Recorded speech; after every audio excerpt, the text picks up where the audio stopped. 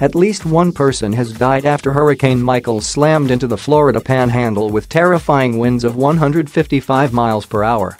Supercharged by abnormally warm waters of the Gulf of Mexico, the Category 4 storm crashed ashore in the early afternoon near Mexico Beach, a tourist town about midway along the Panhandle, a 200-mile stretch of white sand beach resorts, fishing towns and military bases.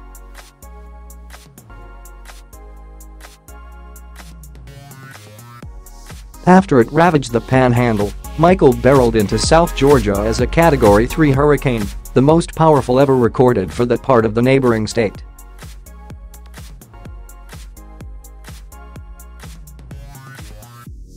It later weakened to a Category 1 hurricane, and there were reports it spawned possible tornadoes in central Georgia.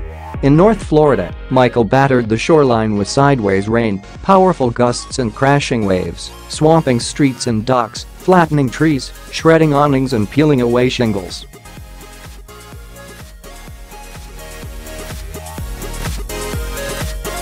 It set off transformer explosions and knocked out power to more than 388,000 homes and businesses. A Panhandle man was killed by a tree that toppled on a home, Gadsden County Sheriff's Office spokeswoman Anglie Hightower said.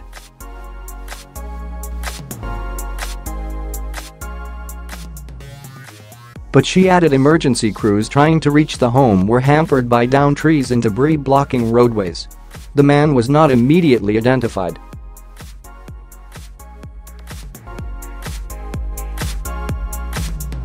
Damage in Panama City was extensive, with broken and uprooted trees and power lines down nearly everywhere. Roofs were peeled off and homes split open by fallen trees.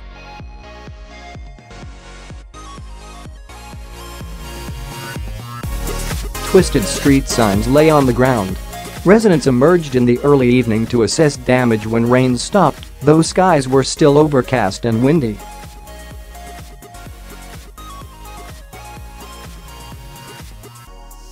Vance Beu, 29, was staying with his mother at her apartment, Springgate Apartments, a small complex of single-story wood-frame apartment buildings.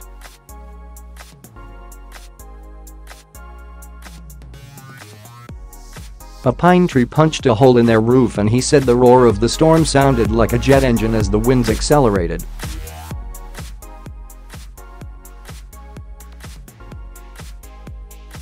Their ears even popped as the barometric pressure dropped. It was terrifying, honestly. There was a lot of noise. We thought the windows were going to break at any time.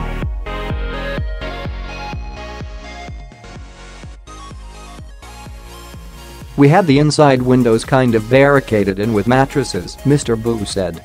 Kaylee O'Brien was crying as she sorted through the remains of the apartment she shared with 3 roommates at Whispering Pines Apartments.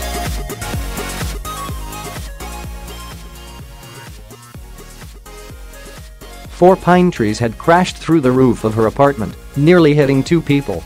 Her 1-year-old Siamese cat, Molly, was missing.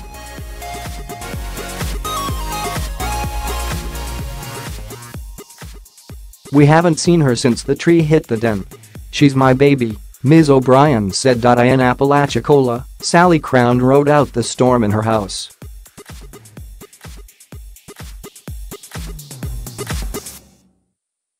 The worst damage, she thought, was in her garden.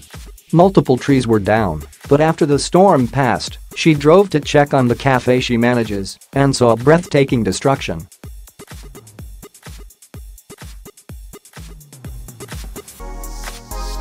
It's absolutely horrendous. Catastrophic, Ms Crown said. There's flooding. Boats on the highway. Of house on the highway.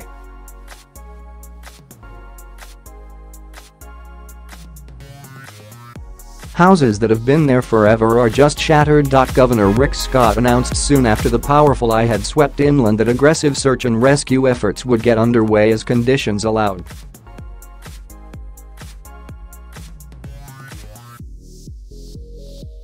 He urged people to stay off debris-littered roads. If you and your family made it through the storm safely, the worst thing you could do now is act foolishly, he said.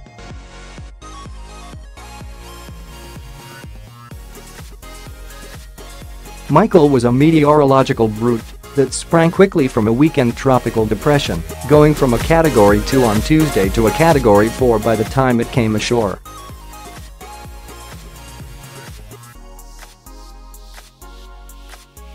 It was the most powerful hurricane on record to hit the Panhandle. More than 375,000 people up and down the Gulf Coast were urged to evacuate as Michael closed in.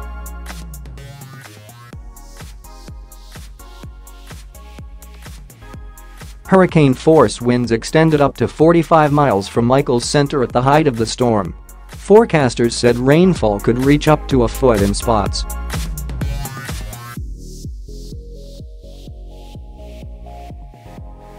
Based on its internal barometric pressure, Michael was the third most powerful hurricane to hit the U.S. mainland, behind the unnamed Labor Day storm of 1935 and Camille in 1969.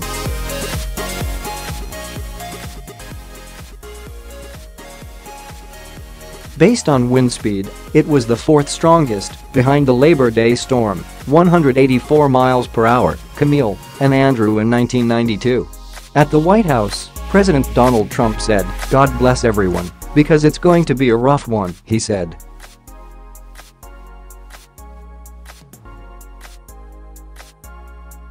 A very dangerous one.